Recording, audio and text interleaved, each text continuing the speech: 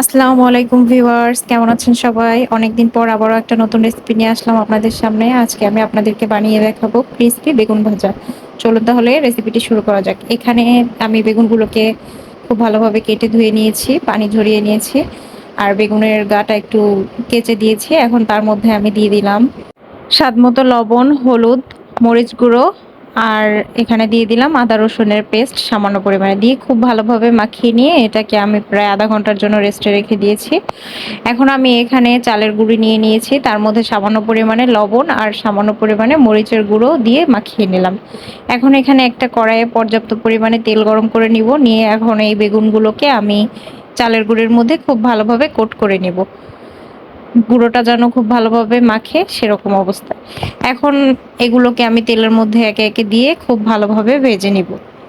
জালটা আমি মিডিয়ামে রেখেছি, রেখে এখন এগুলোকে খুব ভালোভাবে উল্টিয়ে পাল্টিয়ে ভেজে নিতে হবে, যেন পুড়ে না যায় সেটা অবশ্যই খেয়াল রাখতে হবে।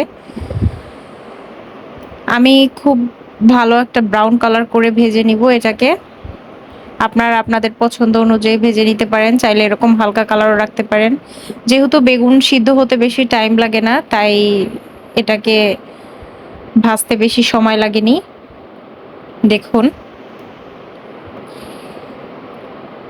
এই পর্যায়ে আমার বেগুনগুলো ভাজা হয়ে গিয়েছে, আমি উঠিয়ে নিচ্ছি। এখন এই তেলের মধ্যে আমি আরো বাকি বেগুনগুলোকে ভেজে নিব। এটা আপনারা বানিয়ে খেলেই বুঝবেন যে এটা খেতে কতটা সুস্বাদু। একটু ভিন্নভাবে আপনাদের সাথে শেয়ার করার চেষ্টা করেছি। আশা করি আপনারা অবশ্যই বানিয়ে দেখবেন, আশা করি ভালো লাগবে আপনাদের। সবসময় একরকম বেগুন ভাজা খেতে খেতে আমরা অনেক সময় বোর হয়ে যাই, তাই একটু ভিন্নভাবে চেষ্টা করলাম। দেখুন, আমার এই বেগুন ভাজাগুলো এ পর্যায়ে প্রায় হয়ে এসেছে। এখন আমি এগুলোকেও তুলে নিচ্ছি। একইভাবে আমি সমস্ত বেগুনগুলোকে খুব ভালোভাবে ভেজে নিয়েছি। দেখুন সবগুলো কতটা সুন্দর হয়েছে দেখতে। মাশাআল্লাহ, খেতেও এটা ভীষণ মজার ছিল।